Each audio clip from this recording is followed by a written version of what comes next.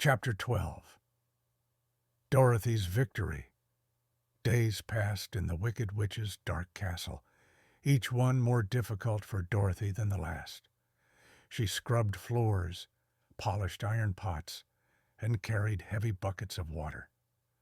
The Winkies, thin, yellow-clothed servants under the witch's power, watched her with sad eyes, but dared not help.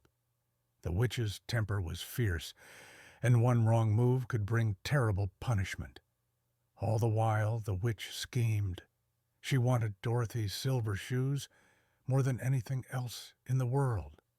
Their magic was powerful, stronger even than the witch's own enchantments. But any time she tried to touch them while Dorothy was wearing them, sparks of magic burned her fingers. "She cannot wear those shoes forever," the witch muttered. "I'll find her weakness. I always do." Dorothy, meanwhile, worried constantly about her friends. She didn't know where the Tin Woodman had been thrown, or whether the Scarecrow still existed at all. And every time she passed the lion's cage, her heart ached. He lay on the cold stone floor, hungry and defeated, though he lifted his head whenever she whispered encouragement through the bars. "I won't give up on you," she told him. "We'll escape somehow." The lion's eyes softened. "Be careful, Dorothy," he whispered. "The witch is cunning." The witch was cunning. One morning she placed a metal bar across the doorway where Dorothy was working, so low that Dorothy accidentally tripped over it. Toto barked in alarm as Dorothy stumbled. Her foot struck the bar, and one of the silver shoes flew off her foot and skidded across the floor. The witch pounced.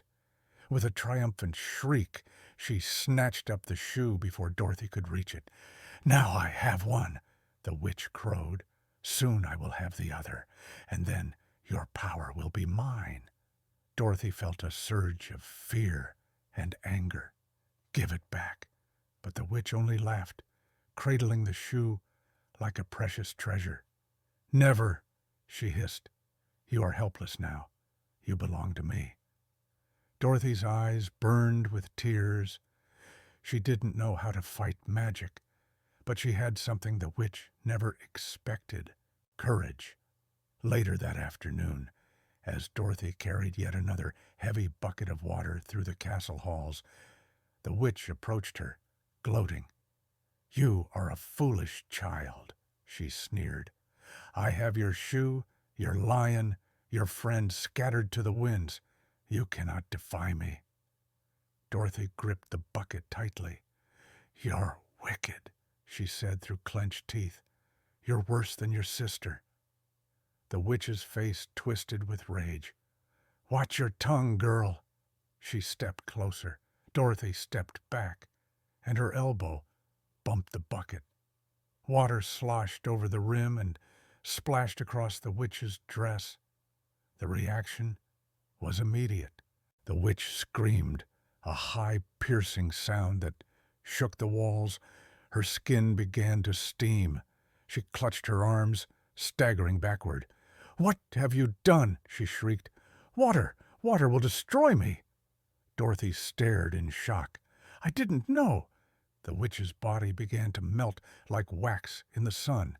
Her shape drooped, sagged, and collapsed onto the stones. Her voice grew faint. "I am ruined." Dorothy backed away in horror as the witch melted into a dark puddle that seeped between the cracks in the floor.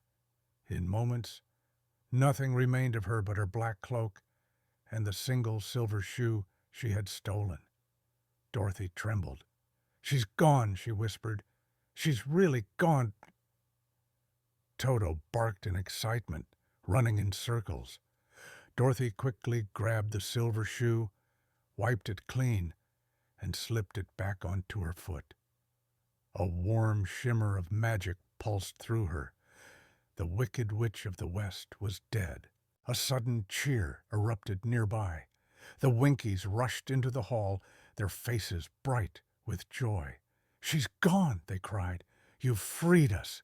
Years of fear and oppression vanished from their eyes. They bowed to Dorothy with grateful hearts. "You are our liberator," said one Winky. "Command us, and we will serve you." Dorothy shook her head gently.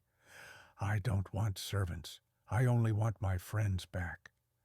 The Winkies eagerly agreed to help. They followed Dorothy to the ravine where the Tin Woodman had been thrown. They lifted him carefully and polished his dented body until every joint moved freely again. "Oh, Dorothy," the Tin Woodman said gratefully when he could speak, "I thought I'd rust away forever." Next, they found the Scarecrow's scattered straw in a pile near the castle gate. The Winkies gathered every last piece and stuffed it back into his clothes until he stood tall again. "Ah," the Scarecrow said, stretching happily, "I feel much better." Finally, they freed the lion from his cage. He stepped out proudly, still shaking a bit, but hopeful for the first time in days. You did it," he whispered to Dorothy. "You destroyed the witch."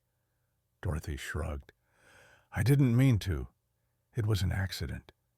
"Accident or not," the lion said, "you saved us all." Dorothy smiled softly. "Let's go back to the Emerald City. The wizard must keep his promise now." Together, reunited, stronger, and filled with new hope, the four friends began their journey back along the yellow brick road, carrying with them the witch's broomstick as proof of Dorothy's victory.